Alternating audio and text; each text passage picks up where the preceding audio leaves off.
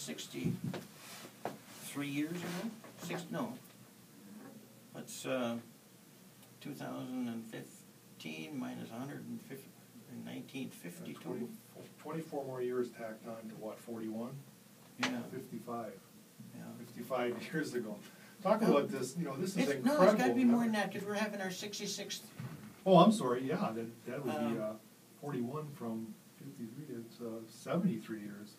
No, No, excuse me. I think it's 63. 63 years, Our math is off, yeah, 63 years. And we're still just, together. let's start from the beginning, if you could, Hans, as far as getting involved with the FFA. Share the story about how you got involved with the FFA and got involved with not only the basketball team, but also then singing and getting a quartet put together. Okay, when do you want to start? Well, when you were in high school, right? Yeah. Well, Paul, how we came together is probably a story in itself. I was a senior in high school in 1952, and I was not much of a student because I had no plans after high school. So I signed up for farm mechanics. Roy Cuss was our advisor at that time, and he said, Feld, you're just looking for an easy class. Well, he was right, but he said, we're filled. All the classes are filled, so there's no easy class for you here.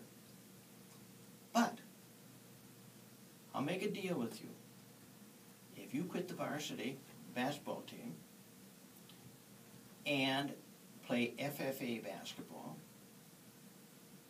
and get a quartet together for the contest in spring, he says, I'll let you in. I thought, good deal. You don't have to ask me twice, because the rest of the guys on the basketball team were well over 6 foot, and me being at 5'6", you know I wasn't going to get playing time. So that was a slam dunk. Then I thought, well, I'll pick up 3 other bozos and we'll get a quartet together and we'll go to a first contest and sing their 3 songs, get eliminated, and hey, we're home free. So I started out, we had a pretty good basketball team, and but when we were playing probably one of our last games in February, and I said, as I left class that day, Roy Cuss, who was our advisor, said, how are you coming with that quartet? I said, well, really, we're going to have tryouts next week. So that night we had a basketball game, and just before the start of the game, you know how you always get in that huddle and talk basketball strategy. Well, we got in that huddle, and I said, boys, I'm in trouble. What's wrong? Roy wants that quartet to start working, and I haven't even started on it. I don't even know how to get singers. And I looked up and I said, hey, Marty, you do some singing, you and your brother Dave. What about you? Yeah, he said, I think I could do that. And Joe Paradise said, don't ask me, I can't even talk. He said, not one sing. So then it came to Don T-Bone. Well, yeah, I with some help, I said, I guess I could. And then I looked at Dick Cornett, and I said, Dick, you sing in a choir, a high school choir. You know, think you can give it a try? Sure. So he said, yeah, I'll try it. I said, we'll do that. I'll talk to Miss Murphy, who was our music instructor, and I said, I'll see what I can set up. And the referee blew the whistle and went playing basketball. So the next week we met with her, and there was 5 people trying out, and the 5th person was Marty Hoyer's brother Dave, and he was a year behind us in school, So she picked 4 seniors. Well, she picked 4 guys that walked in there, and she picked out of, she had to have a top tenor, she had to have somebody singing lead, somebody baritone, and somebody bass. So she didn't have much to choose from. And so we went to our first contest, and there were 6 quartets there. By God, we won that one. And we came home with a trophy, and she said, "What's that?" We said, "We won that contest." My goodness. She said, "You won it?" "Yep." "How many quartets?" 6. "Oh my God, what did the other 5 sound like?" And, well, then it was sectional. So I knew at that time if we were going to do anything, we switched from some old quartet songs. We went Barbershop. And at that time, that was not recognized as being music. But we did it anyway. And I had seen enough Barbershop. I sang enough.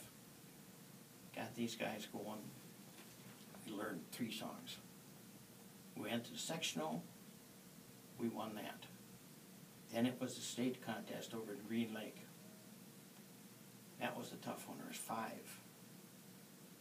And I figured maybe we could crack number 3 spot over there after listening to them, because we were the last one. And when they announced the winners, well, we didn't make number 3. And we didn't make number 2.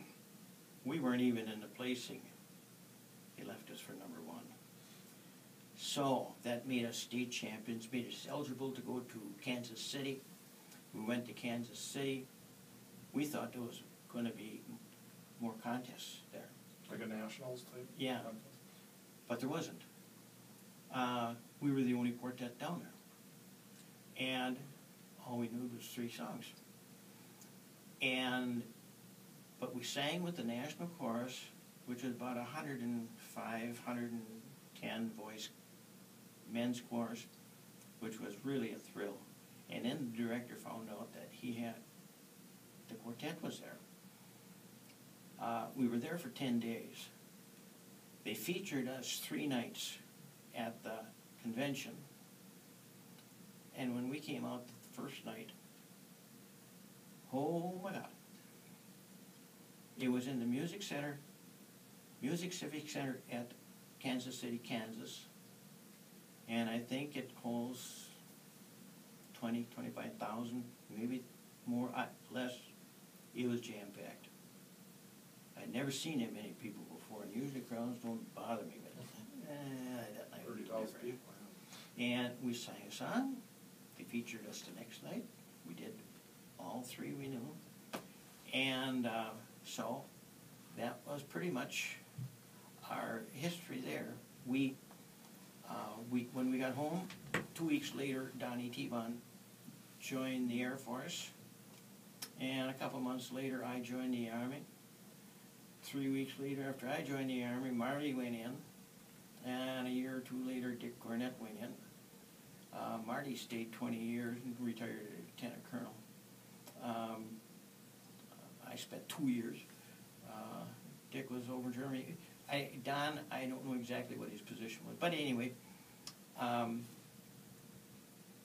about 40 years later, I was home on a farm, and our high school ag teacher drives in and said, "Hey,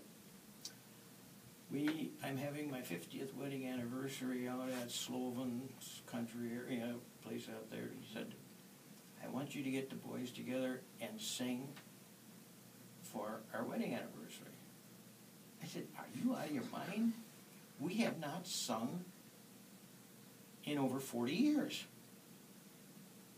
"Well," he said, "you did it once, you can do it again." I said, "I don't even know where these guys are." "Well," he said, "Dick is in Mequon, Don is in Wales, that's down around Milwaukee. Marty is in Tampa, Florida." Well, I said, that's nice, it's a long way to go for a rehearsal. But he said, "Marty's coming up." He said, "Just call him." here are their numbers. Well, he already had called them. They all agreed to it. Okay, here we go. And we sounded better than we were 40 years earlier because more mature voices. And we tried using our same uniforms. Well, when I sang in Kansas City, my jacket was a 37. 41 years later, it's a 47, you know. And it was difficult because Don T-Bone could not take a pitch off a pitch pipe. So he never blew a pitch, yet he had the lead. So what we did, as the picture shows, we have him facing us, and we put cotton in that one ear. And what I would do is I'd sing the first 2 notes with him to get him, then I would switch to my part. And if I could see him wavering and getting off, I would switch from my part over to his, maybe just 2 or 3 words, and then I'd switch back again. And he still can't take a pitch. But we are all alive, together. I lost my wife, Marty lost his wife, both to cancer. And we get together every summer and sing the same 3 songs we did 63 years ago. And we've kept in close contact, and I think we have the strongest bond of any group you'll ever want to know. That's great. Quickly, if you could just raise up that beautiful plaque, and just talk about that briefly, because that's significantly talking about your guys, actually, your reunion. Yeah. You just point it over to the camera that way? How do you want it? That way? There you go. Like this? Yep, a little more even. There you go. And just briefly just talk about that as far as... Well, this picture, excuse me, this picture right here is what they called us the Tuneful Foursome. That's when we won the state champion. And this one, picture down here, was 41 years later when we did the wedding anniversary of Roy Cuss. This is our state champion plaque that we were given, and of course that's the FFA alumni, or FFA logo. Yeah. Mm-hmm. And so Marty went, when we did this thing 41 years later, he does a lot of research and stuff, so he went and researched all, and he got this write-up, and we found that in a junk pile in kind of in Algoma. They were ready to throw it out. That's right after they moved to their new school, and so we salvaged that. And this was taken 41 years later when we performed. What a great memento. And Marty put it all together and gave us each one of these. Has the FFA had this for so long, and do they still continue this as far as... I don't think they still have the speaking contests, but they don't have the quartet contests anymore that we know of. And I don't know when they dropped that.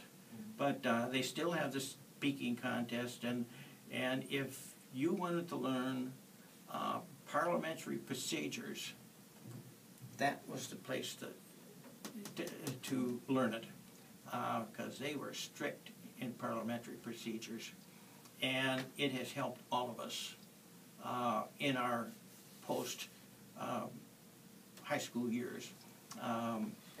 Reminisce magazine about 3 or 4 years ago ran a story on us being together that long. So this summer we'll have 63 years in. Well, congratulations, Hans, and thank you very much. Thank you for having me.